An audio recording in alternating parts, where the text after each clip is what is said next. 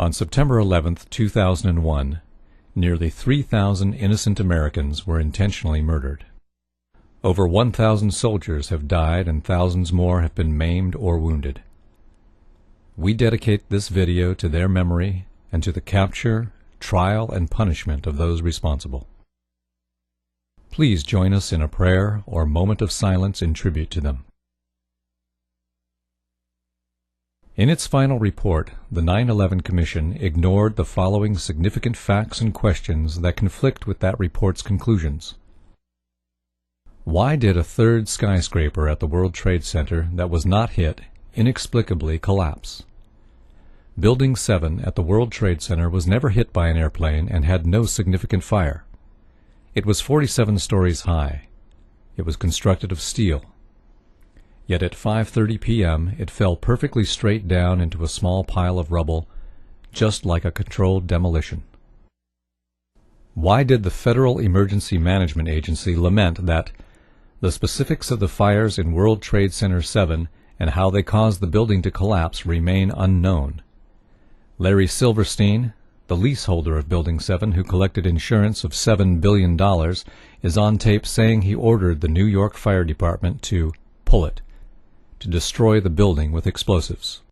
In October of 2001, Scientific American told us that they just don't build them as tough as the World Trade Center.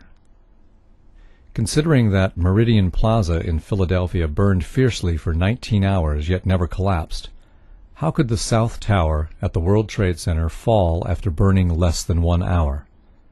How could the North Tower fall after burning only for 2? How could the jet fuel have caused the collapse when the Federal Emergency Management and other government agencies have stated that most of the jet fuel was gone in the initial fireball? Moreover, how could the fires have caused the collapse at all, since recent fire tests by Cardington found that a steel building survived fires in experiments with extreme temperatures beyond the range possible with jet fuel? Since the black smoke coming from the buildings means that the fire was oxygen-starved and could not have reached its maximum temperature of 1800 degrees Fahrenheit, and steel melts at a much higher temperature of 2500 degrees Fahrenheit, nearly 700 degrees hotter than the maximum temperature of the fire, how could cleanup crews have found melted steel in the basements? How could, days later, NASA satellite images show hot spots in the buildings that still exceeded the maximum temperatures possible? Explosives like C4, however, create temperatures of 3000 degrees Fahrenheit, which easily melt steel. Why did Fire Engineering magazine tell us that no steel building has ever been destroyed by fire, that the World Trade Center investigation was a half-baked farce? Why was all of the important evidence illegally destroyed, some before the investigation began? Why was $40 million spent to investigate Clinton's sex life while only $600,000 was spent on investigating the World Trade Center fires and subsequent collapse? Why did the entire 9/11 Commission spend only $15 million while expenditures on Clinton's lies exceeded $65 million? How could the airliner's impact have caused the collapse when wind gusts from storms had at times been greater than the impact of the airliners? Neither tower was bent, nor did they creak or groan at any time. Firefighters said they seemed sound and reported that there were no fires they couldn't control. How could the building collapse at the maximum speed of gravity? Each floor hit should have slowed the fall, just as if you drop a steel ball from the roof, it would fall faster without resistance.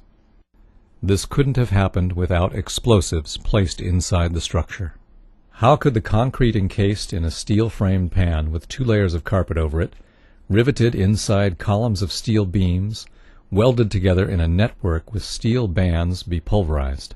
How could steel beams and clouds of finely pulverized concrete come shooting out of the buildings at hundreds of miles an hour, traveling all the way to New Jersey? This is only possible with explosives. The buildings fell rapidly, according to the 9/11 Commission, because the bolts, rivets, and steel framework were weakened by the fire. If so, Then how could the concrete be pulverized and ejected at high speed, since the force to do that is greater than the force needed to shear the weakened steel, bolts, and rivets? How could the twin towers fall straight down when the damage and resulting fires were only to one corner, two sides? Only the tops of the twin towers should have fallen, and they should have fallen over, not straight down. In fact, the top of one tower did fall over onto Building 4, so there was no building weight to crush the floors below. So what caused the collapse of those floors? How could a hijacker find and hit the Pentagon whose flight instructor said, "I'm still to this day amazed that he could have flown into the Pentagon. He could not fly at all"? How could a pilot this bad have the flight controllers comment, "The steep turn was so smooth, it's clear there was no fight for control going on"? The complex maneuver suggests the hijackers had better flying skills than many investigators first believed. Why did NORAD fail to stop the attackers 4 times on September 11, 2001? 3 times after they knew the planes were hijacked and intent on mass murder. How could this happen when NORAD had successfully intercepted off-course and suspected hijackings 67 times during the year prior to 9/11, according to the Associated Press on August 13, 2002?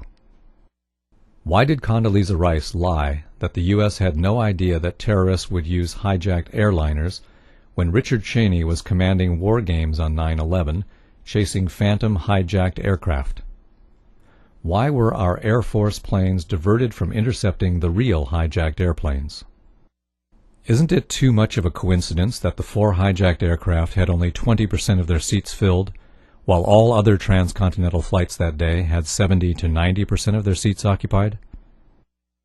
Why did the New York Times not publish the results of a Zogby poll which showed that 66% of New Yorkers want the 9/11 investigation reopened? This poll also found that 49% thought that VIPs in the government knew ahead of time and let it happen. Thus, the final report does or will not answer many important questions and has many inaccuracies.